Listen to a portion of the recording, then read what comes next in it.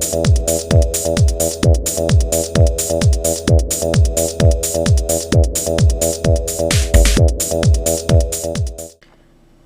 there folks, today I'd like to take a casual peek into the Iron Man the Armored Avenger Crimson Dynamo action figure by Hasbro. This figure set is part of Wave 2 of the Legends series of Iron Man Armored Avenger figures, and was first released in the spring of 2011.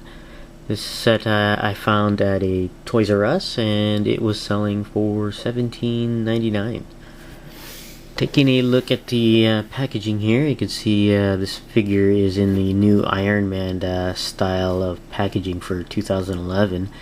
And you can see that the Crimson Dynamo here is, I guess, the more modern version of Crimson Dynamo. It's not the one I'm used to reading from the 80s.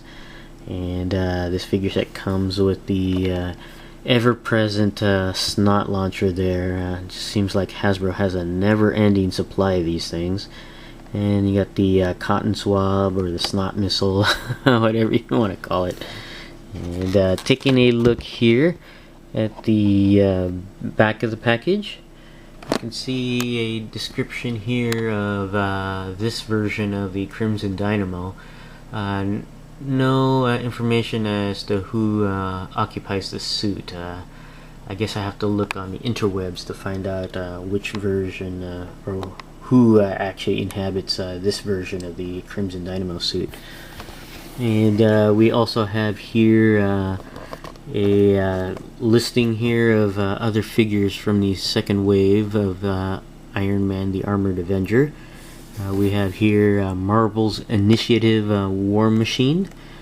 We have a Stealth Strike Mark IV Iron Man, and Iron Man Mark V Evolution Armor. And the snot missile for this one is actually called the Electricity Blast on there. So, and here we have a picture of Crimson Dynamo. We'll be right back and have this guy out of the package. Okay, we're back and we have Crimson Dynamo out of the package, and we'll go ahead and take a look at the snot launcher and get that guy out of the way. And here is the snot launcher, or missile launcher, or electricity launcher, whatever you want to call it.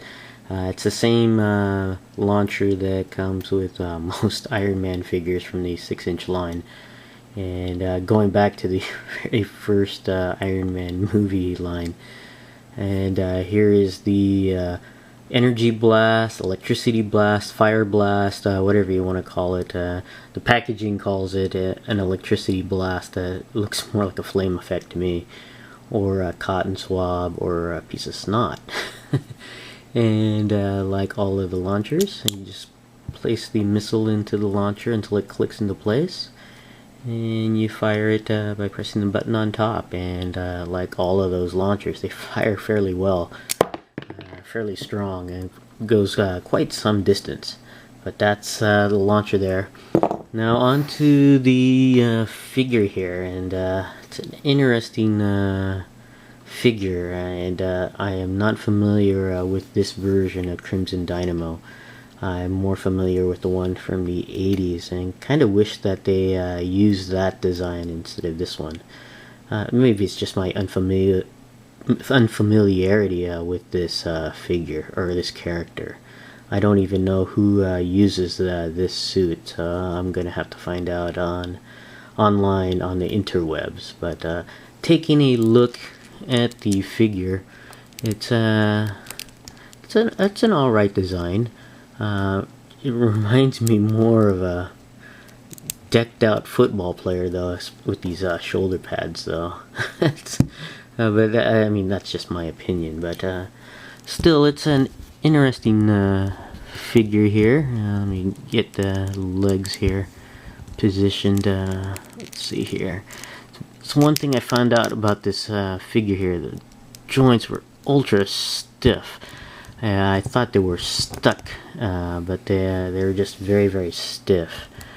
On there you can see the overall figure there, and it's a fairly tall figure, not as tall as I'd like it to be. But it's a bit taller than the typical Iron Man figure. I wish I had my Iron Man figure around, but I don't. But I think it's a little bit taller on there. Taking a look at the close-up design of this figure, you can see the head sculpt here. It's got a nice black accent there going down the middle. It's actually kind of neat, and you got some painted orange here for the lens there, or the visor on there, and you got an accent of silver.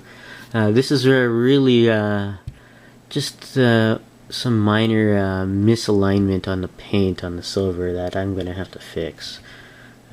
It's not that bad, it's just that it's not applied all the way through the ridge of the helmet there. And as I mentioned earlier, it's got these really bulky shoulder pads here, and underneath that you can see the banded armor there along the arms, torso, and legs. And then you got these gloves or gauntlets, and seems like some paint fading right there, because it's sort of pinkish over here. I'm not sure what happened there, if a little bit of heat on there occurred to have that miscolored, unfortunately. And it's not like I had a choice of Crimson Dynamos to choose from. This was the only one I could find at the Toys R Us at the time.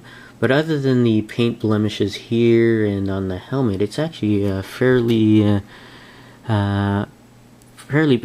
painted well, and it's actually quite neat, especially over here. It's painted very nice. No misalignments on the paint. Anywhere on where the black is applied is actually very nice on there. And there's the back of the figure. You got more of the banding armor that reminds me of Colossus, with all this banding on the armor. And then you got the boots here and the feet. The feet look a little small for this figure though, which is unfortunate on there. Not like the Titanium Man, where he had these huge honking boots on there. But it's a decent figure. Like I said, I really do wish they had used the older Crimson Dynamo for this series, but oh well, beggars can't be choosers. But going over the articulation here, the head does go all the way around and does go up and down very well. You can get some decent poses, flight poses with this figure, especially with the combination of the torso and the neck on there. So that's actually kind of neat. The head is on a hinge joint, by the way. The arms, they do not go all the way around, just due to this the bulkiness of the shoulder pads here. But they do go out about that far and down. There is a bicep that allows the arm to go all the way around. Double joints at the elbows. And the hands rotate at the wrist and go in and out on a hinge joint.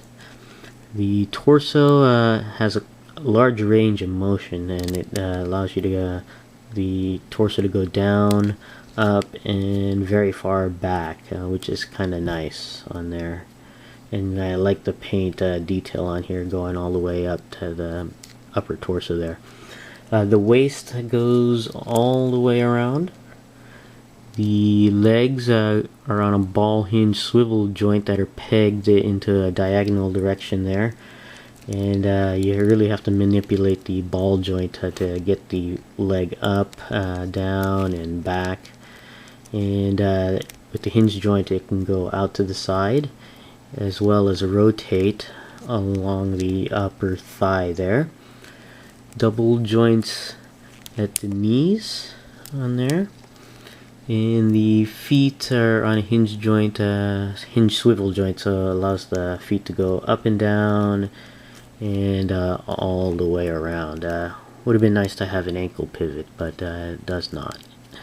Overall, a decent designed Crimson Dynamo. Again, I'm not familiar with this particular version of the Crimson Dynamo, but it's pretty decent, and it's nice that they included this version. I just wish they had the 80s version, but that's just more my nostalgia, but still a pretty neat figure. And this is the Crimson Dynamo from the Iron Man Armored Avenger line. Thanks for watching, and I'll see you next time.